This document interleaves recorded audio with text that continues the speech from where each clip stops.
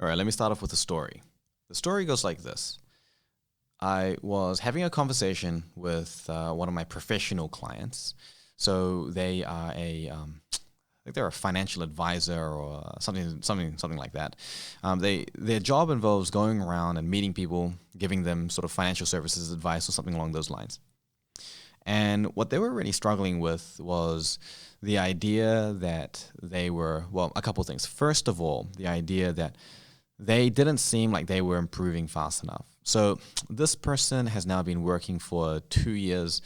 They're just at the end of their second year of working, and they're feeling like they're really, really behind on competency relative to all the other people that they're surrounded with. Now, there's a few areas that are a little bit confounding in this story. So first of all, this person, let's just call them Grace, okay? Just for example's sake. Their name's not actually Grace, but Grace, she works in a small financial firm, and there are not a lot of new graduates working there. So she's one of there's only one other person that's around her stage, and they're also more senior than her as well.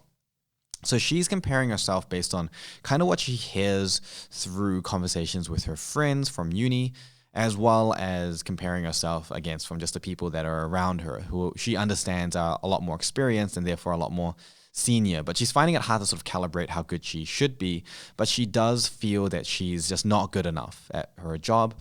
And another aspect is that she doesn't feel like she really sort of, in a way, expects that she would be good because she had barely finished her degree in uni. She barely studied. She didn't really know anything. She spent a lot of time just, like socializing and whatever and doing stuff at uni. She passed and she got her degree, but she's now feeling like maybe she should have paid a little bit more attention at uni because she's feeling a little bit content-wise, information, knowledge-wise, not so competent.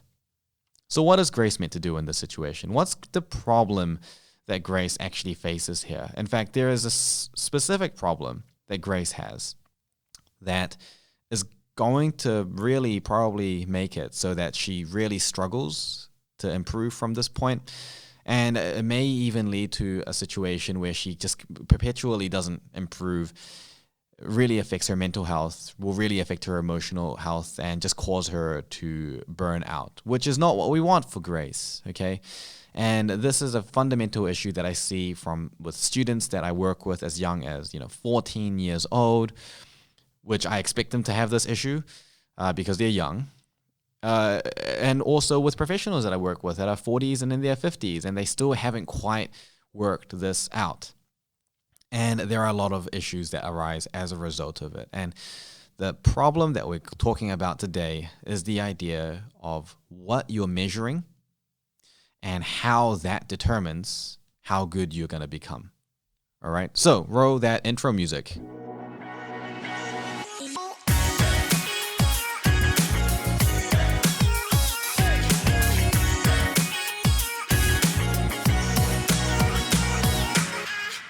So, welcome to episode 4 of Bigger Plate, the podcast where we talk about efficiency. I'm your host, Justin Sung. I used to be a doctor. I'm now a social entrepreneur, educating, performance, learning, efficiency coach type person. And the situation with Grace is something that I have encountered really a lot of times, especially with my students, a little bit less so with my older professionals, but definitely very, very, very common with my students that are in sort of late high school, early university. And again, it sort of has a resurgence in new grads that I find, which is the case with Grace. So measuring progress and how that influences how good you're going to become. So here's the thing, right? Okay, let's just start off with some facts, lay down some facts. The first thing is that I want you to just anchor yourself as a point of reference to your ultimate goal right now, okay? Well, the nearest to an ultimate goal that you can kind of like put yourself to. And I'm not talking about like my ultimate goal is to have like a happy, fulfilling life. I mean actual, like a more specific kind of concrete goal. Like you want to be a really good I don't know, cardiologist in the future, or you want to just be really good at your studies, or just something that you feel is tangible and specific, that you feel is challenging, that's the goal that you're kind of working towards. All this hustle is dedicated towards you trying to achieve that goal. Okay, think about that. Keep that in your mind. Now, the next thing that I want you to think about is what it would take to actually get there. What are the steps along the way that have to be reached? So break it down into yearly steps, and then break that down into monthly. And then think about at the end of every month, how would you know whether you are closer to that goal or not? How would you know whether you're closer to that goal or not? And you might have a few goals. You might say, I want to be a really amazing, whatever, I want to be a super awesome museum curator one day. But I also want to have a lifestyle where I'm always prioritizing friends and family over work. Okay, that might be your two really important goals. So how would you know at the end of every month whether you are getting to that point? The answer is that it'll be very difficult to, actually. It's really difficult to know exactly what the requirements are on just small scale to reach that goal. And because it's difficult to track yourself that way, we end up tracking ourselves with bigger goals. So, okay, before becoming a museum curator, I need to be I don't even know what the step before that is, to be honest. I picked a bad example, but let's say you need to work at a museum or something like that, okay? So you need to get this lucrative job at a lucrative exclusive museum first. And that's the first step that you need to reach, okay? And then before that, it's a little bit gray what you need to achieve. So, okay, so you don't know on a monthly basis, but, sort of 5 years from now, you need to be in a certain position, okay? And that's what you're going to measure yourself based on. Why is that dangerous? And why does that cause problems? Because the decisions that you make in terms of how you're going to improve the behaviors that might be holding you back, the behaviors that might be doing well for you, these will be blind to you in the short term. You wouldn't know whether you're moving towards your goal or not because you don't actually know what's necessary to get there. You would compare yourself to a version of yourself that's far removed from where you are now, which means that the way you compare yourself is going to be very different. So let's say, for example, let's take studying. We've all been students, or you are students as you're listening to this now. Let's say that you want to do a really competitive degree. And in order to get that competitive degree, you need to get A+. You need to be, let's say, top 1% of the academic cohort to get there. Okay, top 1%. That sounds pretty tricky. Okay, sounds pretty tough. So you'd focus on getting to that top 1%. How do you actually get there? How do you actually get to the top 1%? What's the thing that makes a difference between someone at the top 1%? For the top 1% person, what do they actually look like? And what would you need to do on a monthly basis to get there? See, if you didn't know that, you might just have this vague idea of top 1% and realize that takes hard work. I know that much. So you've got something to focus on. And then you just drive in on that and you work hard and you sacrifice everything. You do all the things. You're a good boy. You're working very hard. And then at the end of all of that, what's the result? Well, you either did it or you didn't. Okay, you either succeeded or you failed. So it's pretty high risk there. What if the thing that you were missing was some other component that wasn't hard work, which there probably is another component other than just hard work. You will have sacrificed all of that and missed that entire opportunity. You don't get a redo. You can't Control Z, 100 times to get all the way back to a year ago where you actually had the ability to make a difference. You would simply rely on a small amount of information, a tiny keyhole insight into where you want to get to. And based on that keyhole image, without exploring further, you would commit yourself down a certain road. And then maybe later you'll look back and realize, man, I was pretty dumb. I should have really done things very differently. So it's very, very difficult to know all the steps required to get you to where you need to go from a purely objective outcomes point of view. Which is why there's actually no point measuring things this way. Which is why, to begin with, you should actually think about the type of person that would be able to achieve this easily. What is the type of person that would be able to get that lucrative job? What's the type of person that would be able to get that exclusive internship? What's the type of person that gets offered this type of new grad position? What's the type of person that succeeds in a certain way and gets a certain grade? What type of person is that? Characterize that person for you. Who would find it easy to do that? Let's use studying as an example again. What's the type of person that would find it easy to get really consistently good grades? Probably someone that's got good balance. They get good sleep. They're really efficient. They are probably pretty social. They know how to use their time effectively, work hard, play hard sort of thing. Okay, so these are attributes. And that's really across the board for, anyone that's trying to be successful at anything. You're going to work and maybe you're thinking, man, how do I become someone that's better at my job? Well, what type of person is that? What type of person does that look like? And the efforts that you're doing, is that the type of effort that person will be doing? It might not be. And you might be thinking, okay, well, this is just temporary. This is just now. This is just right now. Okay, well, so then when is the change going to happen? Like, what's the reason why it can't be right now? Like, in fact, if it's difficult for you to do that right now, isn't that the most important time to actually do it? Because that's the type of challenge that this type of person would deal with in a certain way. Do you only want to be your ideal type of person in the easiest possible situation? And then when things are tough, you just revert back.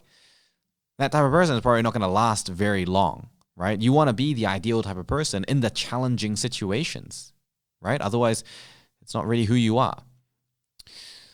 So think about that person and then work your way back towards what are the skills and then how would you develop those skills. And then you can, in that way, if you're thinking about the skills and the type of person that you would need to become, you can actually start creating those metrics a little bit more effectively. So sure, maybe you need to be someone that's a lot more balanced. Okay, you understand that this is a person who maintains mental optimum and efficiency. They prioritize that rather than just funneling in hard work endlessly. So what type of person is that going to be compared to where you are 1 month from now? What would you have achieved in order to do that? And then you can create some metrics to measure yourself by. Right, and now this is safe. You can do that. You can think, okay, I need to be more balanced. How do I do that? Well, like my sleep is terrible, for starters. But the reason my sleep is terrible is because I'm always staying up late because I never finish my work. And the reason that I'm not finishing my work is because I'm always so overworked at work and I'm never leaving on time and I'm just dead tired by the time I get home. Okay, well, the first step then is, okay, can I reduce the amount of work that I do somehow? Can I reprioritize my time, use it slightly differently so I free up a little bit more time? Can I, get more stuff finished at work? If the answer to all of those things is no, I can't really not do any of those things anymore, well, then I would say to you, are you sure about that? Have you actually measured it? So what I often find is that when I ask the question to people, is there a time in your day that you can use more effectively to give yourself more free time at the end of the day so that you can get to sleep on time? They'll usually say, no, I can't. Like, I'm already trying my best. And then I'll get them to do a log. I'll get them to actually track their time that they spend every single day. 9 out of 10 times, they will have gaps in their tracking. And those gaps in tracking are usually decisional delays. So these are the times where you're thinking, what should I do? And then you think about what you should do next for like 3 minutes. It doesn't seem like a long time. But if you're making those decisional delays, 10, 20 times a day, then actually that's an entire task and activity that you could do. That's another 20 to 40 minutes a day that's purely being used on just thinking about what to do next and deciding on things. And that's something that I often find is that there will be this kind of really long thought process of, what's the perfect way to do this? And then that actually creates so much delay that it actually takes out an entire chunk of time throughout that day, when actually what needs to be done is decisions being made a little bit faster. So if that's what we discover after measuring this, after we track our time, we find that there's decisional delays, or you're spending a lot longer on a certain thing than you thought, or you actually spend a lot of time in public transport and you're like, I could be using that public transport time to do something. Well, now we've measured something that's important, and we can use this data to guide us on our next step. We can say, okay, look, we have measured something that's important, and so now we know how we can use our time, and so now we can create a plan to optimize the use of that time a little bit better, right? So the things that we measured actually opened up the opportunity for us to start creating solutions around it. And then the next thing is that we test that hypothesis. We try a plan, and then we measure the success of that plan. And then maybe that plan goes well, maybe it doesn't go well, but either way, we're measuring it and we're experimenting and we're figuring it out and we're actually getting better at it. And then so at the end of that, we can slowly start building ourselves towards the person that we need to be. So maybe the first step is, okay, first of all, I've measured myself. Now, what I need to do is try to use that time. I've got an idea about how I'm going to use that time, how I'm going to become more decisive. So the me 1 month from now, I want to be someone who cuts down that decisional delay by 50%. I want to be able to make decisions 50% faster. And I've got an idea about how I'm going to do that. And maybe you read an article about that. Maybe you read talk to some friends, maybe you, watch other videos that I have on, related topics. You had an idea and you tested it. At the end of that month, you look, okay, was I able to succeed in doing that? Yes or no? And if yes, congratulations, you just freed it up. Okay, what's the next step? Okay, a month from now that I'm making decisions better and I've freed up that time, I want to now use that time. I want to use that time a bit more productively by putting in some of my miscellaneous admin tasks, checking emails, things that normally take a long time of my day. I'm going to start doing those in those gaps so that by the end of the day, I don't even have to think about them. And maybe even not even the time, but the mental burden of having to do that at the end of the day is gone. And that alone allows you to just be a little bit more at peace and manage your time more effectively.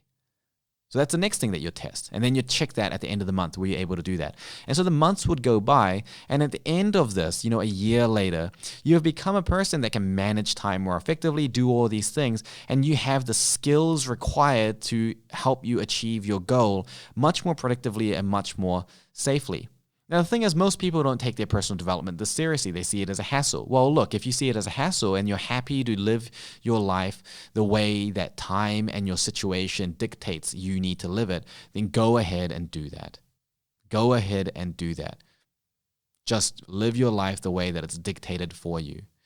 But if you want to actually be more in control of your life, then like a lot of these things, there isn't really an alternative option. The alternative option is that you sort of just give up. And if you're happy with giving up, then that's fine as well, right? That's your life. But if you don't want to give up, then the alternative is that you have to work on it. And the first step towards doing that is creating these metrics that actually measure things that allow you to create solutions and plans and test things. Right? You want the ability to experiment. You're not going to be able to improve without the experimentation. And for experimentation, you need a hypothesis that you're testing. And to have a hypothesis, you need data. And to experiment, you need data. And so you need to actually measure the things that actually matter. Bringing it back to studying, I find this really, really commonly with a lot of students that are doing so much studying. They spend so much damn time studying. Literally, like they spend their entire life just reading and writing things out repetitively. Is that what you want? Was that your goal? To study 10 hours a day? Was that your goal? Okay, great. You study 10 hours a day. So what? That's not your goal. Your goal is to get good grades, right? You don't even care how you get good grades, okay? As long as it's fair and ethical enough. You just want the grades. You want the knowledge and you want the grades to prove it. So as long as you can achieve that, who cares how you're studying? And the problem here is that people are measuring themselves based on the number of lectures they have covered in 1 hour, the number of pages they've flicked, the number of notes they've written, how pretty their notes look, all these really arbitrary things. Like, I hate this whole studygram thing. It's like, oh, great, you've got pretty notes, except for the fact that I could outstudy you 10-1. So what does that mean? What does that mean? It means that the measurement is being done on these things that ultimately doesn't make any difference. In fact, it actually makes it worse by glorifying and romanticizing these things. So many students have this sense of pride of being able to study a huge amount of time. Well, I take a sense of pride in being able to study virtually no time and still do better than them. That's my sense of pride. And it's the same for, replace studying with anything else. There's a sense of pride in just being someone that tries very hard. Okay, well, good on you. Clap, clap for your, effort award. Right? You get a participation prize at the end of this. So if you'd rather actually be the person that, gets the result, then start measuring the thing that matters. Don't measure how long you study for. Measure the amount of learning that you've had at the end of it. After 5 hours, what's your percentage of retention? And how are your techniques modified and emphasized to create maximum retention? Okay? How are you using your time? And break out of that fixed idea of this is how it has to be. Well, I can't learn everything on the first time.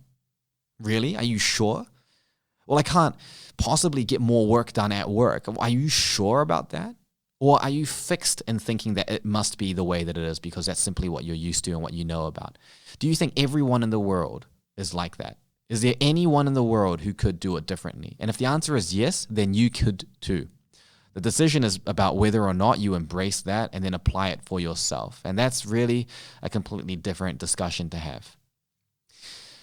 So what's my point? My point is sit down, create your, think about your goal and work backwards. What are the skills required to get that goal?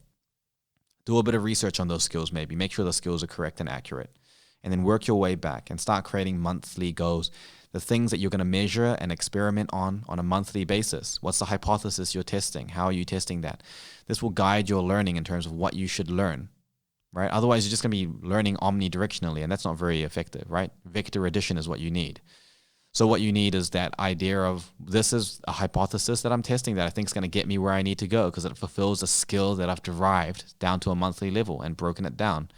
And then you test that, you collect that data, and then you improve. And over time, you consistently get these safe results. It's actually very logical if you really think about it, right? And stop measuring these things that don't work and stop being so stubborn and closed-minded and narrow about the way that you're used to doing things that you stop yourself from actually opening up to the opportunity of other ways. When I tell students that I can help them study 4 to 8 times faster, they don't even believe me. Yet it's completely doable, and I do it consistently. So a lot of the time people think there's no way I can manage my time faster or more efficiently. There's no way I can manage my stress more efficiently. And it's like, well, okay, fine. If you think that, then sure, there never is. But as soon as you start opening up to the idea that maybe there is a better way to do things, then you often realize, actually, you know what? There's actually a lot of better ways to do it as long as you're open to that. All right. And I guess that's why openness, as one of the big 5 personality traits, which you can look up if you want, is one of the most important traits relevant for personal growth and success and development. So that's another ingredient and a component that you need in your recipe for building yourself that bigger plate is have that openness and then start using a skills-based metric that you're experimenting on actively to get to where you need to go and stop measuring the things that are actually holding you back that mean absolutely nothing, all right? You're not a politician. You have no one else to trick other than yourself. That's this episode. And stay efficient, and I'll see you next time.